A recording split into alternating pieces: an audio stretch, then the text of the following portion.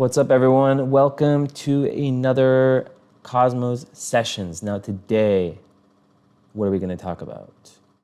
Run the intro.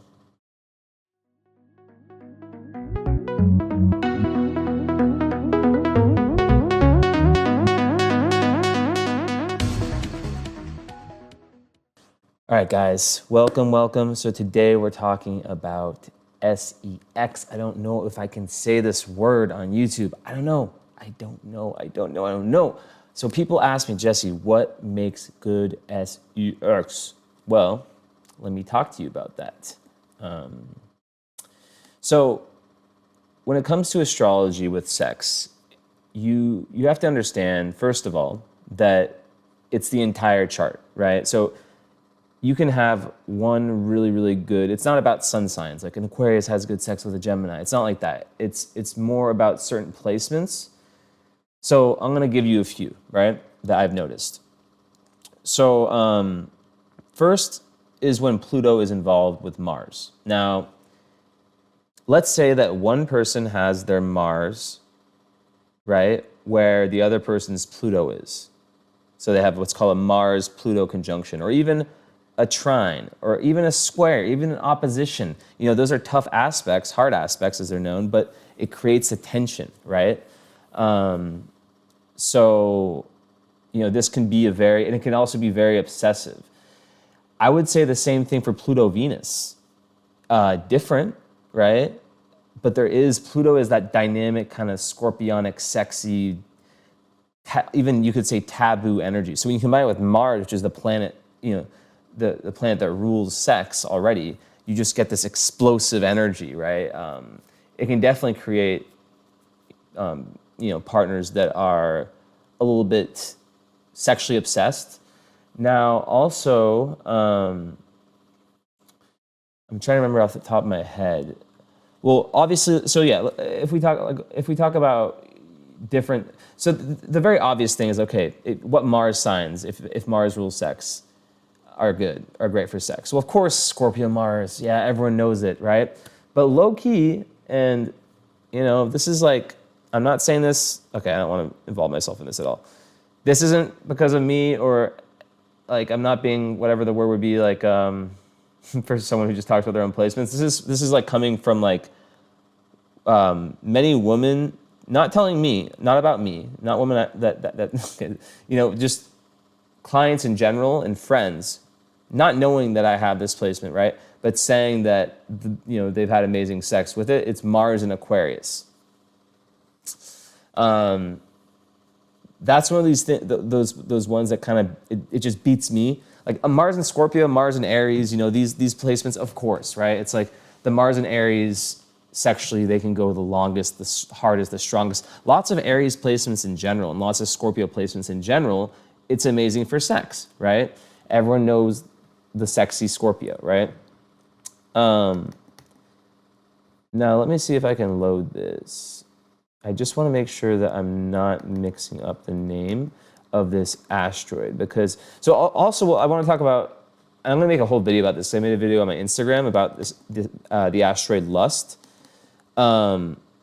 So basically, Lust is an asteroid. You can calculate it on astro.com or any program. And it just, people who have it on their ascendant, their sun, their Venus, their midheaven, you know, their Mars, but I've really seen it a lot on the ascendant. They have this just dynamic sexuality to them. Like I've met so many women who have Lust or Lust Jupiter, right? And what I say is that it's not really so much on it's on the topic of sex, but like it creates this insane sex appeal, right? And yeah, so what's interesting about that placement though is, as I'm looking this up, is that I think it's Sappho, right? Yeah, it was Sappho. I was just making sure. So they're not always as sexual as they seem, right? People who have lust in any important position. But it does create this very sort of erotic energy, So I just want to put that in there. I'll make a whole video about that though. Okay, Sappho. So this one I have direct experience with. Sappho synastry. Synastry I'm talking about, right? So meaning like if one person's Sappho is connected to the other person's Mars, especially, right? Or like, you know, my experiences with Mars, so I can say Mars Sappho is just the most insane sex ever. I don't know what else to say. Yeah, it's like crazy, and it definitely creates like a kind of an obsession. Also, you know, we're going all over the map here. Having Mars and Pluto, so remember those two planets, right? We'll get back to Pluto-Venus, but Mars and Pluto in a composite chart. So remember, when I talk about relationship astrology, there is the synastry chart, right? That's, or not synastry chart, the synastry is how, like what I'm saying, like this person's Mars conjunct this person's Pluto, or square it, right? The composite chart is the combined chart. I already made a video about this. If you guys go back in the, you know, in the videos from this playlist. Mars-Pluto conjunction, Mars-Pluto, you know, doing, having any kind of contact, right, is crazy in the composite also. So I just want to put that in there too. Okay, now when we talk about Pluto-Venus, right? Scratchy. So when we talk about Pluto-Venus, I think that that is also in that same category. Of course, it's not going to be Mars. You know, Venus, Pluto, I think, in synastry can create this. You know, like I said, it's going to be different than Pluto. Pluto Mars is just like the most volcanic energy, right?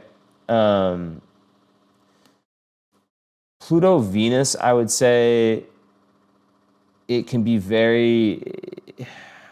I mean, it's a very transformative. Like the Pluto also adds this like very kind of like soul bonding depth to the sex. It can, at least, right? But I think like another key word with Pluto is this magnetic attraction, right? And this kind of very intense sexual chemistry that also can have an emotional component, right? So I think with Venus especially, it just, like, you have to, like, one area, so the warning that I would say is if you allow sex, like let's say you have like an amazing sexual compatibility with someone, right? You might not have the best relationship compatibility. So I've seen it happen many times where two people who are just really, and this can also be karmic, right? This can be a karmic. A lot of times sex and attraction, it's very karmic. And you'll see that with people where they will, you know, be attracted for like a set period of time, and then the attraction dies off. But yeah, that's just like the warning, right? Is that especially when you get Neptune involved, like if you have Neptune on in your seventh house, or like even just Neptune aspects in the synastry, you know, especially hard aspects, squares, oppositions, quincunx, all that. Then you start to see, okay, well, there can be some real confusion here around like who that person is, over idealism, under idealism, but and just confusion overall. But really, I think that like that it can be a blessing and a curse, because the sex can get, you know, it can get stale or something can happen, and then it's like, what is the relationship based off of? Now, of course, like, let's be real, a relationship with bad sex, I don't know about you guys, I can't do it. That's why I'm not gonna get into my whole I wouldn't say it's a belief. It's not a belief, actually. But it's not a belief because I think that a lot of guys these days are just kind of very manipulative and kind of scumbaggy when it comes to women.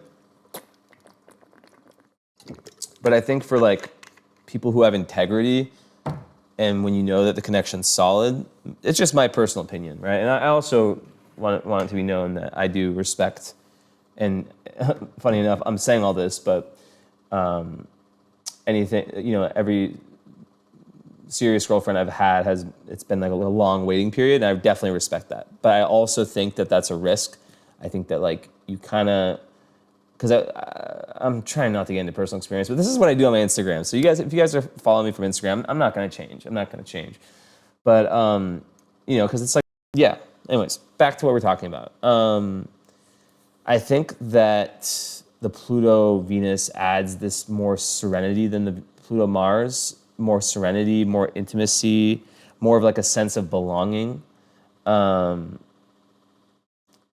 I would say with like all of these Pluto in you know, in general, in synastry or composite, you have to have firm boundaries because like a Plutonic, like this isn't like what this video is about, but Pluto is intense. So like there's that sexual side of it, but there's also that emotional, spiritual side.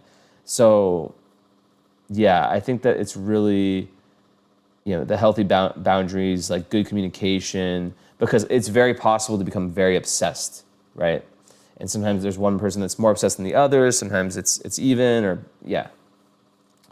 So, and there can be lots of, yeah, on more psychological level, I'm not getting into that in this video, but like lots of projections, psychological projections, kind of like shadow work that happens in those types of Plutonian relationships. But yeah.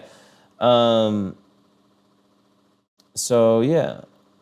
And also on the high side, yeah, I guess I was gonna say, talk more about Pluto and just how in Pluto Scorpio energy, how it can be very, very loyal, and it is about that firm bond. And I think, you know, now that I'm thinking about it with like the Scorpio placements and the Pluto, because it is really linked to the taboo in sort of these areas of life that we don't always go into. So maybe that is just because of the trust. It is a kinky energy, Scorpio, but maybe a lot of it is from the trust that's created. So that's just a thought. Let's think. So besides that, I mean, I think in general, when it comes to sex, you just need, it's about compatibility. Like, there's not, like, yes, you can say someone who has like all Aries and Scorpio is gonna be amazing sexually. Like, I get it, right? But like, let's say they're with someone who just has a way different, like they're way more relaxed. Would it work? You know, would it be too much for that person? Some people are, you know, they have energy that's more, it's more fast paced. Like Aquarius placements, like Venus, Mars, and Aquarius, like it's no, like in, I guess even Sagittarius from my experience with, not my experience as an astrologer, like there can be this feeling of like sex. I hate to say it like this, because I'm not saying it in like a one night stand type way, but sex is like kind of like, not like a sport, but like feeling like less of that connection, of that deep connection. Not that it's not possible, right? Than other placements might. So, yeah. All right, I think I'm gonna make 2 videos. I think I'm gonna make one that is maybe like a top 10 for just synastry, but yeah, really I wanted to talk about Pluto. I think I'll end the video by just saying where planets land. You really want to know like where, like let's say you have a stellium, like where you have like, you know, 3 or more planets in the same sign, conjunct each other, whatever. Or just regardless, like where your planets land in that person's, what house they land in, and what house, you know, vice versa, they land in yours. Because, for example, I think like if there's like, well, I think if there's a lot of like, there's different house, like first house, fifth house, you know, that can be very, you know, it can be very, very, I don't know what the word is, fun. I just choked. But then also like 8th, 12th house, you know, it can be very, like 8th house is the house Scorpio, right? It's a very sexual house. So, yeah, I mean, that's kind of that energy. And also you have to, yeah, you have to think about, yeah, the 4th house also, right? All the water houses, right? That will have that depth to it. So, anyways, yeah, I think I'm happy with where this one's at. So please subscribe. New video every Monday. If you are wanting to see more of this, let me know in the comments what you think. Like I said, I'm going to make another video now that I've started this. Right, today is Venus and Neptune on my sun, so I'm like, all right, I got to make videos. So thank you so much, guys, and I'll talk to you later. Ciao.